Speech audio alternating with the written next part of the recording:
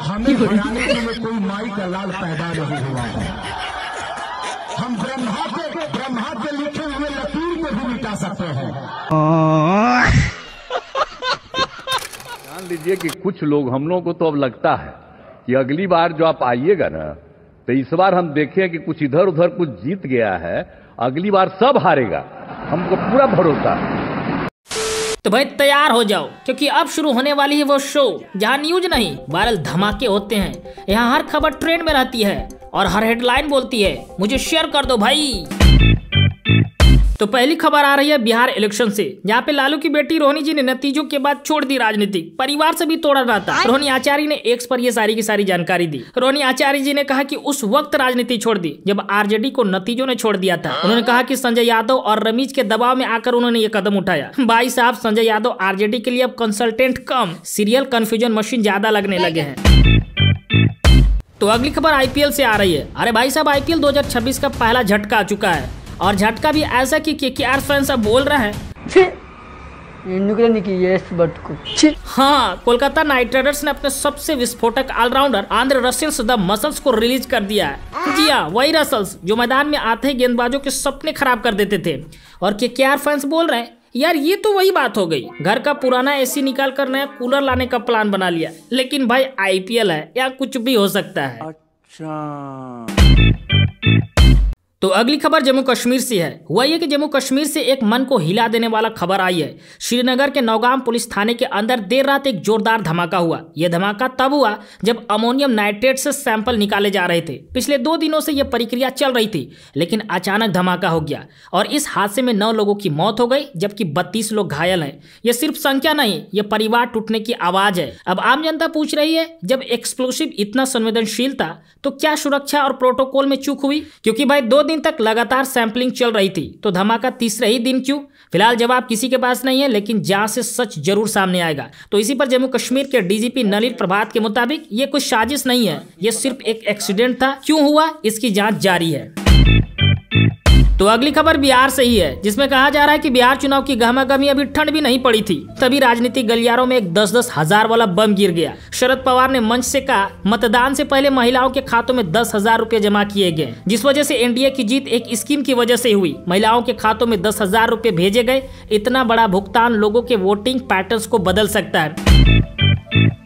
तो अगली खबर फिर बिहार से ही है, क्योंकि बिहार में कांग्रेस का जो हाल हुआ है वो देखकर तो पार्टी खुद कह रही है भाई अब हमारा क्या होगा कालिया, क्योंकि 61 सीटों पर लड़कर सिर्फ 6 विधायक जीत पाए हैं। और अब टेंशन ये है ये 6 भी कहीं उठकर एनडीए के साथ जय बिहार ना बोल दे, क्योंकि राजनीतिक में 2 चीज कभी भरोसे की नहीं होती है, बिहार का मौसम और बिहार के विधायकों का मूड। तो अगली खबर शाहरुख खान से रिलेटेड है। आपने शाहरुख खान को स्क्रीन पर राज करते देखा है, लेकिन अब किंग खान आसमान पर राज करने वाले हैं। दुबई में बन रहा है 56 फ्लोर का 4000 करोड़ का शाहरुख खान डेन्यूब टावर। ये कोई बिल्डिंग नहीं, ये किंग खान का नया साम्राज्य है। टावर 2029 तक बनकर तैयार हो जाएगा और ये कॉमर्शियल बिल्डिंग होगा। हर फ्लोर में प्रीमियम ऑफिस स्पेस और टॉप पर हेलीपैड। और खास बात यह है कि दुबई में पहली बार किसी मुस्लिम देश में किसी मुस्लिम भारतीय एक्टर की प्रतिमा बनने वाली है। तो अगली खबर बिहार से ही है। हुआ ये कि बिहार की राजनीति में एक नया बवाल खड़ा हो गया है। निर्दलीय उम्मीदवार और भोजपुरी स्टार पवन सिंह की पत्नी ज्योति सिंह चुनाव हारने के बाद अब पूरे सिस्टम पर सवाल उठा रही है। ज्योति सिंह ने कहा कि हम पूरे दिन देखते रहे, कई बूथों पर मशीन ही काम नहीं कर रही थी, मतदाताओं को वापस भेज दिया गया। अगर मशीन ही नहीं चलेगा तो चुनाव कैसे फेयर होगा? उन्होंने सीधे चुनाव अधिकारियों पर सवाल उठा दिया। यह जीत हार नहीं, चुनाव प्रक्रिया की पारदर्शिता का मुद्दा है।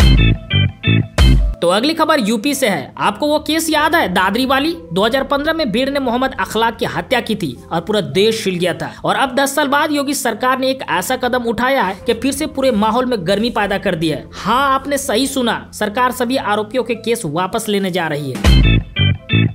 तो अगली खबर बिहार इलेक्शन से ही है। उधर जीत की बात चल ही रही थी कि सोशल मीडिया पर एक नया बवाल आ चुका है। कहा जा रहा है कि 7.42 करोड़ से 7.45 करोड़ वोटर कैसे हो गई भाई? और कांग्रेस बोली ये गणित तो हमारे स्कूल के मास्टर जी भी नहीं समझा पाते। मतदान हुआ तो 7.42 करोड़ वोटर बताए गए और खत्म हुआ तो टप से 7.45 करोड़ वोटर कैसे हो गई भाई? आइए बिहार के युवाओं से जाने कि बिहार विधानसभा के चुनाव के बारे में क्या कहना है। जैसे हम लोग बात कर रहे थे कि आज ही बिहार विधानसभा चुनाव का रिजल्ट आया, जिसमें रिजल्ट को लेकर के काफी युवाओं में नाराजगी जताई जा रही है। तो हम लोगों ने रिजल्ट को एनालिसिस करने की कोशिश किया जिसमें हम लोगों ने पाया कि प्रथम चरण में बिहार में कुल मतदान इतना पड़ा 3,75,13,13,302 मतदान पड़ा प्रथम चरण में। द्वितीय चरण में 3,70,13,556 वोट पड़ा।